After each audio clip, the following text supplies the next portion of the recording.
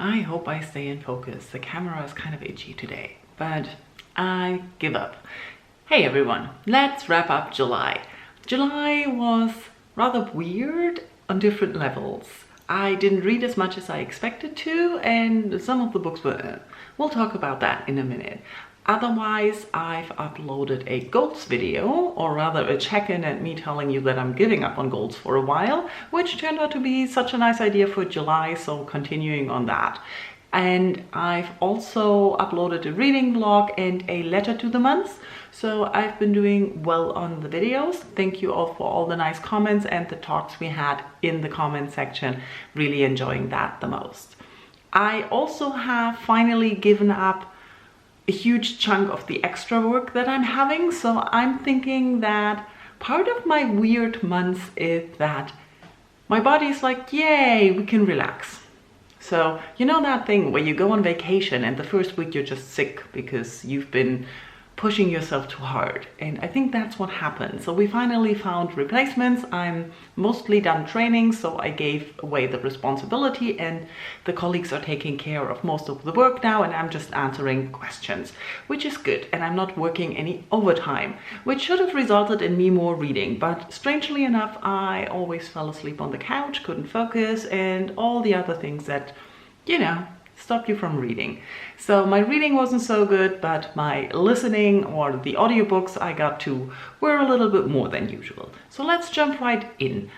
The first book and the only physical book I read was the reread or the continuation of the Discworld reread, A Hat Ful of Sky. This is the second book in the Tiffany Aching series. It's not a good starter book if you haven't read the first book in the Tiffany Aching series, the We Free Men.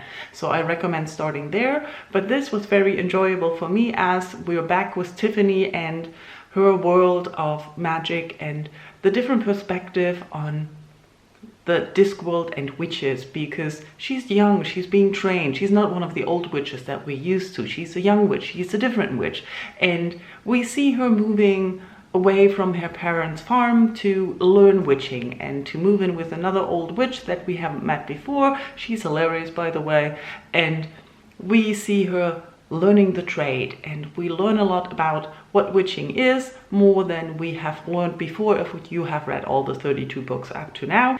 And we also see a lot more. It's her moving away from home, facing fears, facing the world, facing reality, letting go, finding out your identity, making new friends. Of course, there's also some adventure going on. So we see her being followed by a monster kind of creature that wants to take over her body because the monster is attracted to Tiffany's power. And of course, we meet the Knight McFeagle again. And I highly recommend this book. It's very enjoyable, but keep in mind, read Tiffany Aching's first book first, because this is a continuation of the story and you might get confused otherwise. The rest of the reading I did this month was on my Kindle because it was mostly falling asleep on my book at night, and so I didn't have to turn off the light and find my page again. It was just easier. So let's start with Lovers in the Night. I sort of enjoyed it, but not really sure. It's been a while now since I finished, and I still don't really know what I feel about the book. I barely remember it. It's the story of a young woman who likes to be alone. She's a proofreader and she worked at a company. The book starts with her moving to freelance work, and she has one business contact, we could also call her friend, and we see her being a little bit overwhelmed with life in general, and then she starts up day drinking and drinking a lot. She meets a man and there's a story going on there, and it is very observative. The book is very well in describing the scenes in the area and everything that's going on, but I never felt really connected to the characters. I can't say I was much interested in what was going on. The book is okay, but what it showed me is that I probably don't enjoy the author's writing so much, because I read Mrs. Ice Sandwich, oh I forgot the name. I read one other book by her and I just felt okay about that too. So, not sure. Can't recommend it actually, because I wasn't connected to it. The same thing happened with The Invisible Circus. Now, I was expecting, stupidly, something like The Night Circus, because Circus, and I wanted to have something fun. Admittedly, I bought it at night. Anyways, so the book has nothing to do really with the circus. It's more the story of a young girl whose sister committed suicide a few years earlier, and she is kind of obsessed with her older sister. Now she's finished high school and about to start her life, but she doesn't really have her own life. She's following sort of in the footsteps of her sister, but not really. Her sister was this wild character, always over the top, doing everything, and she's more quiet and reserved and wanting to be part of this, what's going on, but never quite managing it. And so she's following the steps of her sister on a trip through Europe, and trying to recapture and find the essence of her sister. All of that sounds very interesting and fun.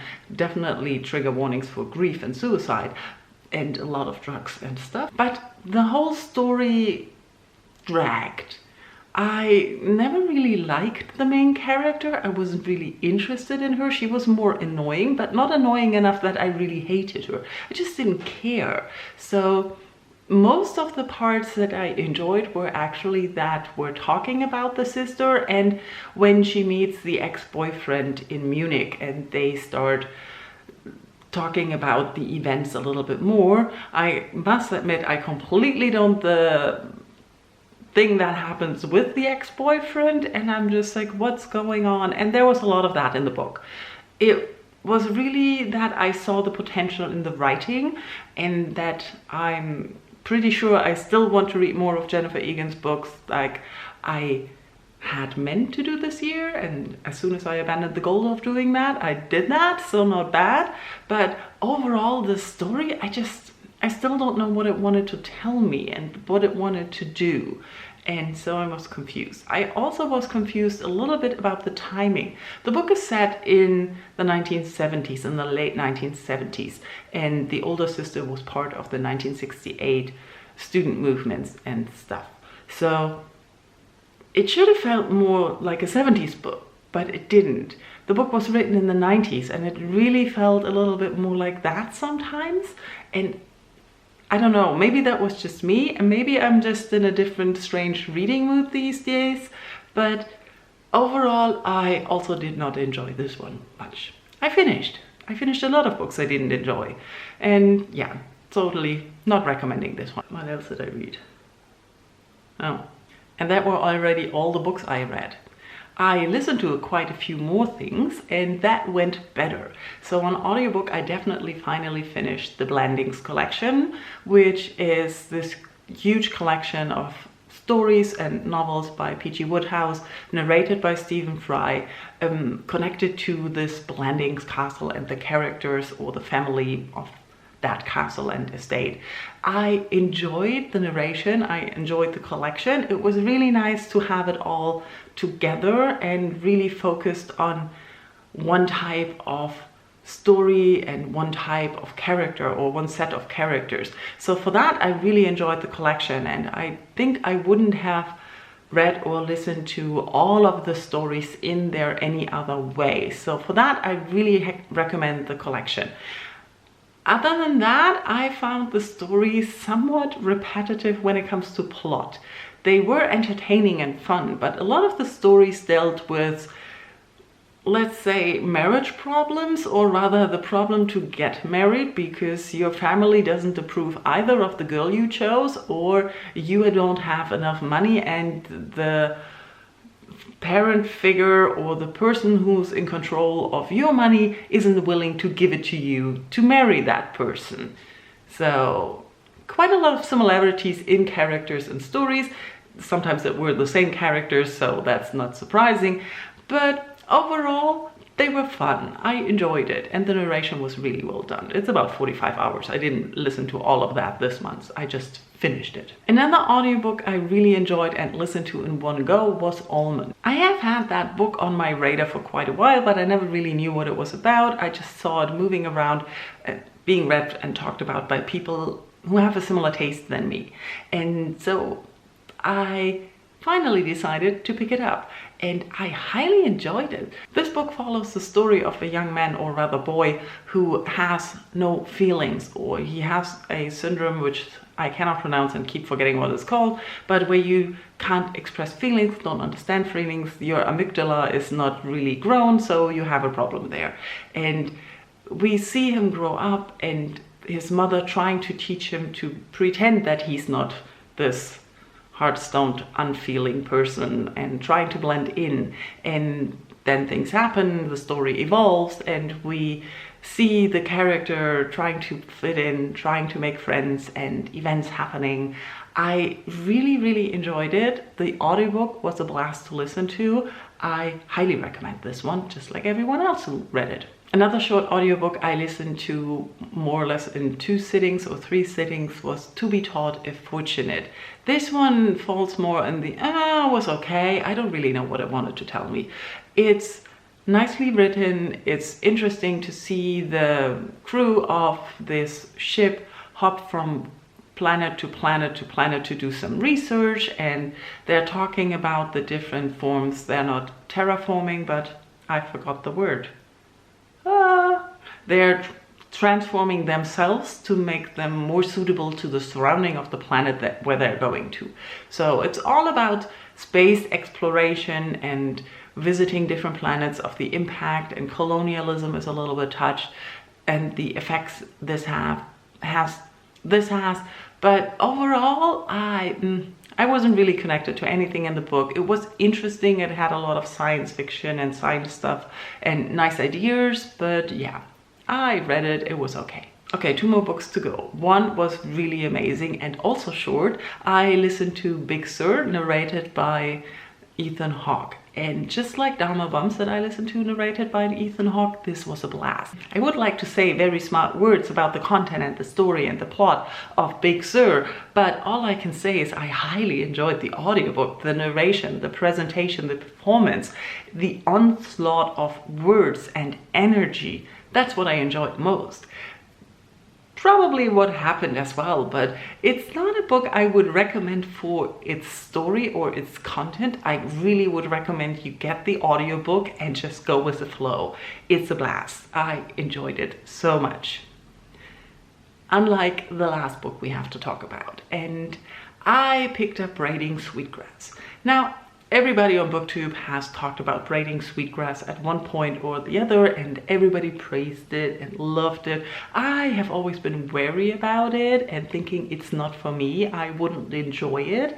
And so it was part of the Audible Plus catalog, so I didn't have to pay for it. And I thought, why not give it a try?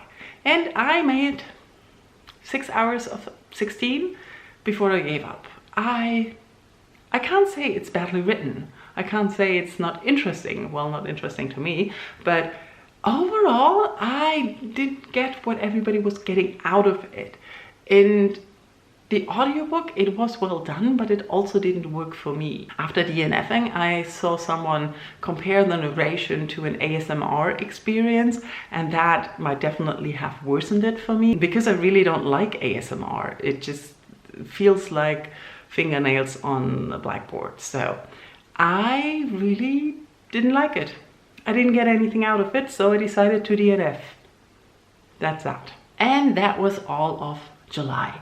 I hope August will be better, but currently I'm stuck in a book that I should have DNF'd, but I'm not reading anyways. It's the 5th of August today, and I mostly fell asleep on the book after a few sentences. So why start something new if I could just fall asleep on something that I don't enjoy anyways?